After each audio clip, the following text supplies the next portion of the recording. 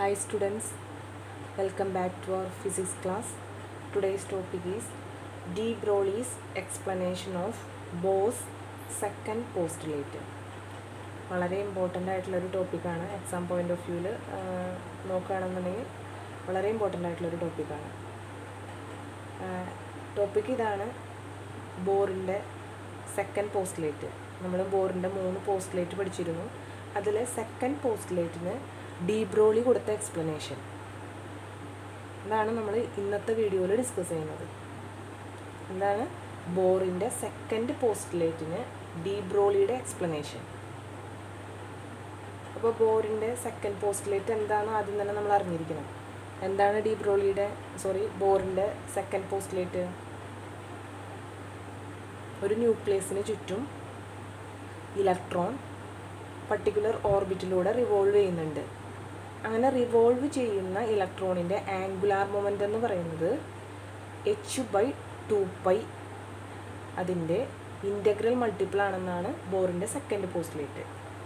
അതായത് second postulate അനുസരിച്ചിട്ട് നമ്മൾ എഴുതിയിരുന്നു L = nh/2π. L means angular moment. Angular moment എന്ന് പറയുന്നത് h/2πയുടെ ഇൻ്റഗ്രൽ മൾട്ടിപ്പിൾ ആണെന്ന് നമ്മൾ പഠിച്ചിരുന്നു. ഇൻ്റഗ്രൽ മൾട്ടിപ്പിൾ എന്ന് പറഞ്ഞു കഴിഞ്ഞാൽ ആ n എന്ന് പറഞ്ഞു കഴിഞ്ഞാൽ ആൾക്ക് 1 0 കൊടുക്കാം, 1 കൊടുക്കാം, 2 കൊടുക്കാം, 3 കൊടുക്കാം, അങ്ങനത്തെ വാല്യൂസേ നമുക്ക് കൊടുക്കാൻ പറ്റുള്ളൂ. അപ്പോൾ ഇതാണ് ബോറിൻ്റെ സെക്കൻഡ് പോസ്റ്റുലേറ്റ്. ഇതിന് ഡി ബ്രോഗ്ലി എന്ന് പറഞ്ഞ സയൻറ്റിസ്റ്റ് കൊടുത്ത എക്സ്പ്ലനേഷനാണ് നമ്മൾ പഠിക്കാൻ പോകുന്നത്. അപ്പോൾ നമുക്കൊന്ന് നോക്കാം, ബോർ പറഞ്ഞ കാര്യം ഒന്ന് നോക്കാം. ഒരു ന്യൂക്ലിയസ്, അതിന് ചുറ്റും ഇലക്ട്രോൺ ഒരു പർട്ടിക്കുലർ ഓർബിറ്റിലൂടെ റിവോൾവ് ചെയ്യുന്നുണ്ട്. ബോർ എന്ന് പറഞ്ഞ സയൻറ്റിസ്റ്റ് ആ ഇലക്ട്രോണിനെ പാർട്ടിക്കിളായിട്ടാണ് കൺസിഡർ ചെയ്തത്. എന്നാൽ ഡി ബ്രോഗ്ലി എന്താ പറഞ്ഞത്? ആ ഇലക്ട്രോണിന്, അതായത് ആ പാർട്ടിക്കിളിന് തന്നെ ഒരു വേവ് നേച്ചർ കൂടി ഉണ്ടെന്ന് ഡി ബ്രോഗ്ലി ആർഗ്യൂ ചെയ്തു.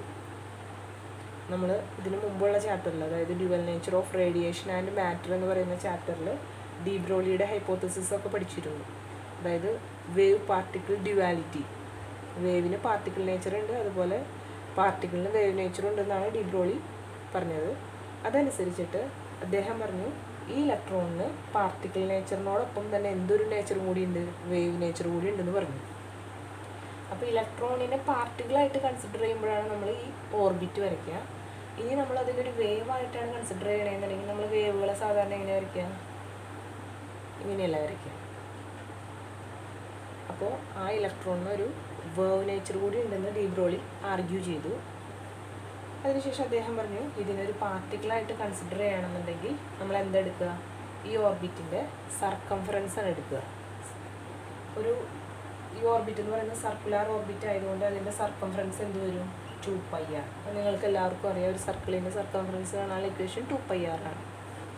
ഈക്വൽ ടു, ഇനി ആ ഇലക്ട്രോണിനെ തന്നെ നമ്മളൊരു വേവ് ആയിട്ടാണ് കൺസിഡർ ചെയ്യുന്നത് എന്നുണ്ടെങ്കിൽ നമ്മൾ എന്താ, വേവിൻ്റെ എന്ത് ക്യാരക്ടറാണ് നമ്മൾ പറയുക? വേവിൻ്റെ വേവ് ലെങ്ത് ആണ് നമ്മളെപ്പോഴും പറയുക. അപ്പോൾ നമ്മൾ n ലാംഡാന്ന് എഴുതി. n എഴുതാനുള്ള കാരണം എന്താ? ഫ്രാക്ഷനൊന്നും വരാൻ പാടില്ല.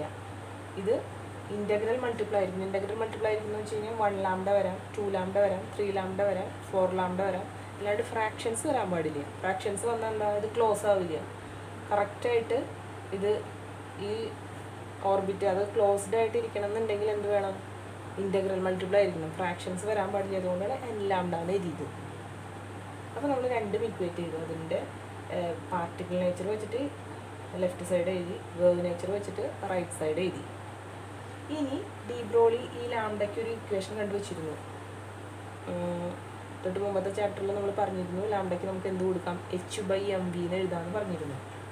അപ്പോൾ നമുക്ക് ഈ ഇക്വേഷനിൽ ആ മാറ്റം വരുത്താം. 2πr = n. ലാംഡയ്ക്ക് വരെ എന്ത് കൊടുക്കുക? h/mv. ഇനി ഈ mv ഞാൻ ലെഫ്റ്റ് സൈഡിലേക്ക് കൊണ്ടുവരികയാണ്. ആ mv പോയ സ്ഥലത്തേക്ക് ഈ 2πനെ കൊണ്ടുവരികയാണ്. അപ്പോൾ എന്ത് മാറ്റം വരും? mv ലെഫ്റ്റ് സൈഡിലേക്ക് പോകുമ്പോൾ mv ഇവിടെ ഓൾറെഡി ഒരു r ഉണ്ട്. അപ്പോൾ mvr = nh/, ഇനി ഈ mv പോയ പ്ലേസിലേക്കാണ് 2π വരുന്നത്. അപ്പോൾ nh/2π എന്ന് വന്നു. ഇനി ലെഫ്റ്റ് സൈഡ് ഒന്ന് നോക്കൂ, mvr. EMBR എന്ന് പറയുന്നത് എന്താ? നിങ്ങൾ ഫസ്റ്റ് ഇയർ പഠിച്ചിട്ടുണ്ട്. ആംഗുലാർ മൊമെൻ്റ് എന്ന് പറയുന്നതാണ് EMBR. അപ്പോൾ ഈ EMBR എന്ന് പറയുന്നത് നമുക്ക് എൽ എഴുതി കൂടെ? EMBR എന്ന് പറയുന്നത് ആംഗുലാർ മൊമെൻ്റം ആണെന്നുണ്ടെങ്കിൽ ആംഗുലാർ മൊമെൻ്റത്തിനെ നമ്മൾ റെപ്രസെൻ്റ് ചെയ്യുന്ന ലെറ്റർ ക്യാപിറ്റൽ L ആണ്. അപ്പോൾ EMBRന് പകരം L എഴുതി, L ഈക്വൽ ടു NH/2π എഴുതി. അപ്പോൾ അതിനെ വേവ് പാർട്ടിക്കിൾ ഡ്യുവാലിറ്റി ഉണ്ടെന്ന് ഡി ബ്രോഗ്ലി ആർഗ്യൂ ചെയ്യുന്നതിനോടൊപ്പം തന്നെ ബോറിൻ്റെ സെക്കൻഡ് പോസ്റ്റുലേറ്റ് അദ്ദേഹം പ്രൂവ് ചെയ്യുകയും ചെയ്തു. ഈ എഴുതിക്കുന്നത് തന്നെയാണ് ബോറിൻ്റെ സെക്കൻഡ് പോസ്റ്റുലേറ്റ്. അപ്പം അദ്ദേഹം ആ ബോറിൻ്റെ സെക്കൻഡ് പോസ്റ്റുലേറ്റിന് കൂടുതലൊരു എക്സ്പ്ലനേഷൻ കൊടുത്തു. അതിനെ നമുക്ക് ഒരു വേണമെന്നുണ്ടെങ്കിൽ ഒരു വേവായിട്ട് കൂടി കൺസിഡർ ചെയ്യാമെന്ന് ഡി ബ്രോഗ്ലി ആർഗ്യൂ ചെയ്തു, അത് പ്രൂവ് ചെയ്യുകയും ചെയ്തു. ഇതാണ് D Broglie's explanation of Bohr's second postulate. അപ്പോൾ ബോറിൻ്റെ സെക്കൻഡ് പോസ്റ്റുലേറ്റിൽ നിന്നാണ് നമ്മൾ സ്റ്റാർട്ട് ചെയ്യാനായിട്ട്. ബോറ് ആ ഇലക്ട്രോണിനെ ഒരു പാർട്ടിക്കിളായിട്ട് കൺസിഡർ ചെയ്തു. എന്നാൽ ഡി ബ്രോഗ്ലി അതിനൊരു വേവ് നേച്ചർ കൂടി ഉണ്ടെന്ന് പറഞ്ഞു. ഉണ്ടെന്ന് പറയാൻ മാത്രമല്ല അത് പ്രൂവ് ചെയ്യുകയും ചെയ്തു. 2πr എന്ന് എഴുതാൻ കാരണം അതിനെ പാർട്ടിക്കിളായിട്ട് കൺസിഡർ ചെയ്യുമ്പോൾ ആ ഡിസ്റ്റൻസ്, അത് കവർ ചെയ്ത ഡിസ്റ്റൻസ് നമ്മളെപ്പോഴും 2πr കൊണ്ടാണ് എഴുതുക. 2πr means circumference of circle. ഇനി അതിനെ വേവായിട്ടാണ് കൺസിഡർ ചെയ്യണമെന്നുണ്ടെങ്കിൽ അതിൻ്റെ വേവ് ലെങ്ത്താണ് നമ്മൾ സാധാരണ പറയുക. എന്നുകൂടി എഴുതാനുള്ള കാരണം ആ വേവ് ലെങ്ത്ത് എന്തായിരിക്കണം? ഇൻ്റഗ്രൽ മൾട്ടിപ്പിൾ ആയിരിക്കണം. നെക്സ്റ്റ് സ്റ്റെപ്പിൽ നമ്മൾ ഈ ലാംഡയ്ക്ക് സബ്സ്റ്റിറ്റ്യൂട്ട് ചെയ്തു. ലാംഡ ഈക്വൽ ടു h/mv നമുക്കറിയാം. അതിന് സബ്സ്റ്റിറ്റ്യൂട്ട് ചെയ്തു, ഒന്ന് റീഅറേഞ്ച് ചെയ്തു. MVയെ ലെഫ്റ്റ് സൈഡിലേക്ക് കൊണ്ടുവന്നു, ആ പ്ലേസിലേക്ക് 2πനെ കൊണ്ടുവന്നു. അപ്പോൾ നമുക്ക് എന്ത് കിട്ടി? MVR ഈക്വൽ ടു NH/2π കിട്ടി. MVR എന്ന് പറയുന്നത് ആംഗുലാർ മൊമെൻ്റം ആണ്. അപ്പോൾ നമ്മൾ L ഈക്വൽ ടു NH/2π എഴുതി. അപ്പോൾ ഇതാണ് D Broglie explanation of Bohr's second postulate ചോദിച്ചു കഴിഞ്ഞാൽ എഴുതേണ്ടത്. അതുപോലെ തന്നെ ബോറിൻ്റെ ആറ്റം മോഡലിന് കുറച്ച് ലിമിറ്റേഷൻ ഉണ്ട്. ഇപ്പം നമ്മൾ ഇത് ചെയ്യുന്നത് കൺസിഡർ ചെയ്യുന്നത് ബോറിൻ്റെ ആറ്റം മോഡലാണെങ്കിൽ പോലും അതിനും കുറച്ച് ലിമിറ്റേഷൻ ഉണ്ട്. അതിൽ ഫസ്റ്റ് ലിമിറ്റേഷനാണ് Bohr model is applicable to hydrogen atom. Bohr model എന്ന് പറയുന്നത് മെയിനായിട്ട് ഹൈഡ്രജൻ ആറ്റത്തിനൊക്കെയാണ് ആപ്ലിക്കബിൾ ആയിട്ടുള്ളത്. അതായത് കൂടുതൽ ന്യൂട്രോണൊക്കെ വരുന്ന കേസിൽ ഈ ബോർ മോഡൽ ആപ്ലിക്കബിൾ അല്ല. അതാണ് first limitation. Bohr model is applicable to hydrogen atom. Second limitation എന്ന് പറയുന്നത് this model is unable to explain the relative intensities of the frequencies in the spectra. നമ്മൾ കഴിഞ്ഞ വീഡിയോസിൽ അതിൻ്റെ സ്പെക്ട്ര ഒക്കെ വരച്ചിരുന്നു. ആ സ്പെക്ട്ര വരച്ചപ്പോൾ അതിൻ്റെ ഇൻറ്റൻസിറ്റിക്കുള്ള വേരിയേഷൻ അത് എക്സ്പ്ലെയിൻ ചെയ്യാനായിട്ട് ബോർ എന്ന് പറഞ്ഞ സയൻറ്റിസ്റ്റിന് സാധിച്ചില്ല. അതാണ് second limitation. Third limitation, it cannot explain the fine structure of spectral lines. അതായത് ആ സ്പെക്ട്രൽ ലൈൻസിനെ കുറിച്ചൊരു ഡീറ്റെയിൽഡ് ആയിട്ടുള്ള ഒരു എക്സ്പ്ലനേഷൻ തരാനായിട്ട്, അതിൻ്റെ ഇൻറ്റൻസിറ്റി എന്തുകൊണ്ട് വേരി ചെയ്യുന്നു, അതിൻ്റെ ഗ്യാപ്പ് എന്താണ് ഈക്വൽ അല്ലാത്തത്, അങ്ങനെയുള്ള കാര്യങ്ങളൊന്നും എക്സ്പ്ലെയിൻ ചെയ്യാനായിട്ട് ബോറിന് സാധിച്ചില്ല.